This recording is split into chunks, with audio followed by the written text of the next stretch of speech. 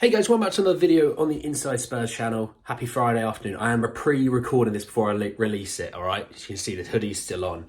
We do have a really nice and intriguing video around Roma rekindling an interest in Eric Dier, as well as kind of Bournemouth's resignation to allowing Lloyd Kelly to go in January.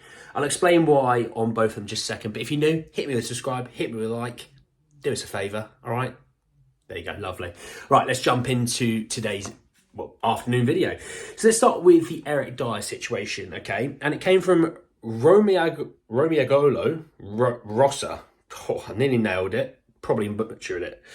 And through translation, it says that Roma have they've required via Mourinho, Dier, Kivior, which is the Arsenal centre half, Chalobah, and Malang Sarr, and Thiago Pinto, who's the director of football's working all that, obviously, for Mourinho. Now, when you look at the names that they're on that list, Kivior is supposedly allowed to be loaned out to get some more game time.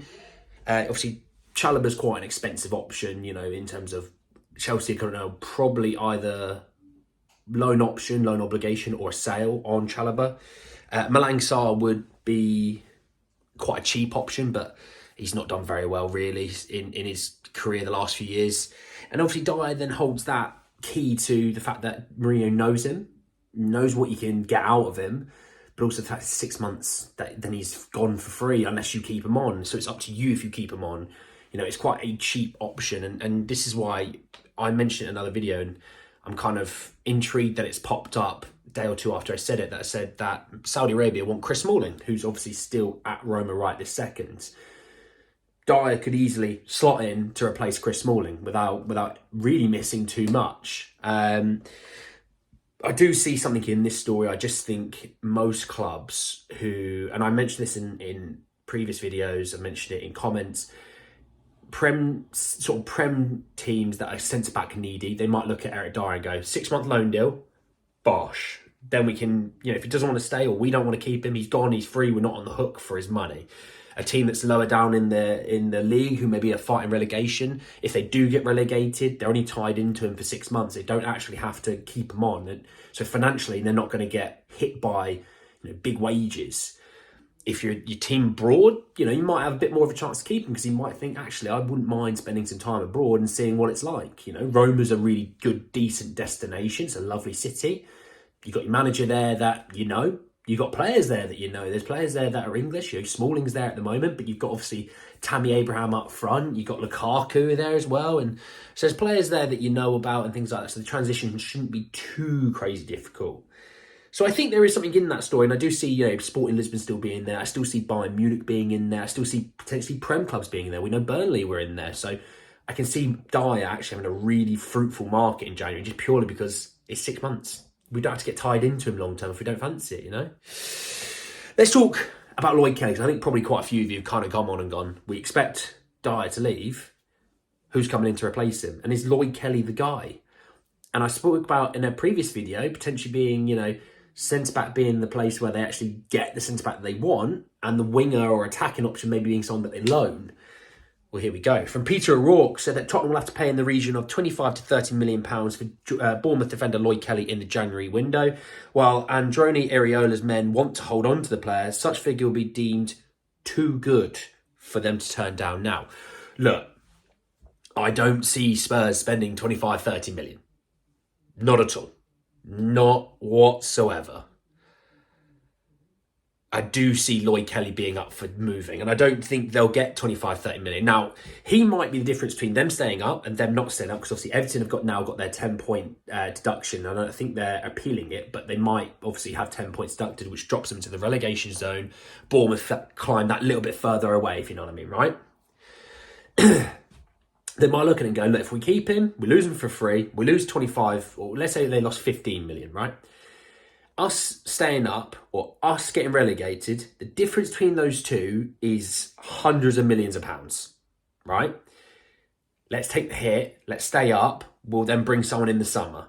Because Bournemouth do have a little bit of money to spend. It's not like they've got like Luton Town kind of money where they've got nothing to spend, you know. I just think it'd be one of those that we've looked at it and go, look, we'll let Dier go if we get a replacement. I think they'll look at Lloyd Kelly and go, if he goes, we want to get a replacement before he goes. So if we're getting 15 million, we're going to spend 15 million on our guy that is going to come in to be the centre half to hopefully keep us up, leading into next season being in the Premier League. There's too many reports of Spurs being in here for Lloyd Kelly that I do think we are the favourites to get him. I'm not saying we will. I'm just saying I think we're the favourites. And I think, yes, he's got links to abroad, but I think Spurs will look at it and go, Mickey Van de Ven, Christian Romero, absolute mustard. Love these two. That's all we got. And that's where it kicks in. They go, that's all we've got. We need someone to play on the left-hand side and we need a right-hand side guy. Okay, well, we might get Cáceres, we might have, Phillips, Dorrington. That could be the right-hand side.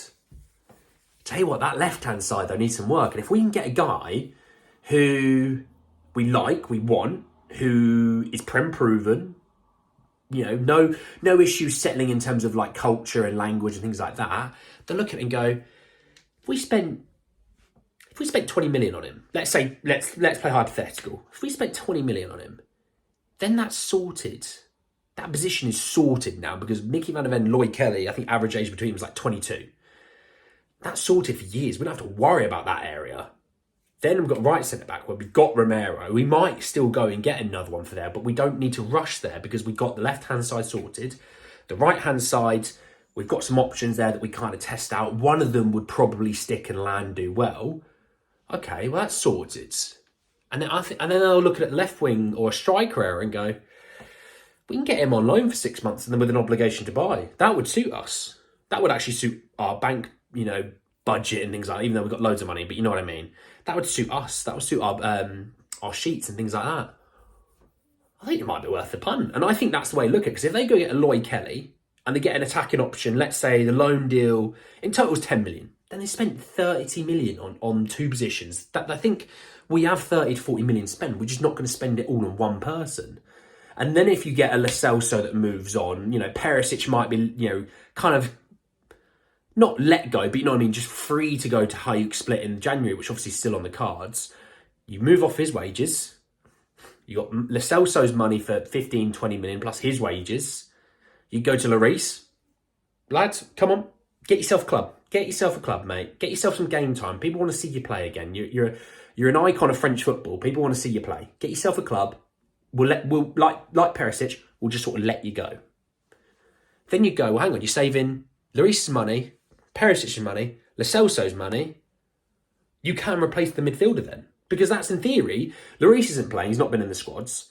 Perisic has been injured all season. We've not truly missed him, although I think he would have really helped us. But we've not truly missed him. Then you've got Lo Celso. You might go, yeah, we've got enough money to do maybe another loan with an obligation because we've saved all that money on the wages and things like that. And you can kind of see how the wheels turn because if you let Lo Celso go, they've already said if they let him go, they have to get the replacement in. They want the replacement. And on a position where behind Maddison, where we have to have the creativeness from that position, they'll go, right, we need to get the replacement in and we need to get him in January, not in the summer. I can kind of see two moves. Defender, they're sort of centre half and attacker, but I can maybe see a central midfield move depending on Højbjerg or a Lo Celso. Interesting. Anyway, guys, that's the end of the video. I hope you did enjoy it. Drop a like on the video if you did. Hit me in the comment section. Look, you've got the Lloyd Kelly move. Let's say 20 million. Would you do it for 20 million? Even though he's got 6 months left in his deal, would you do it? Don't worry about Levy. Would you do it? Obviously, let me know about Eric Dier. Can you see him moving to Roma? I personally can. I want to know what you think. Subscribe to the channel if you're new and hit the bell notification for more. But anyway, guys, that's the end of the video. And I'll see you all very, very soon. Take care, guys.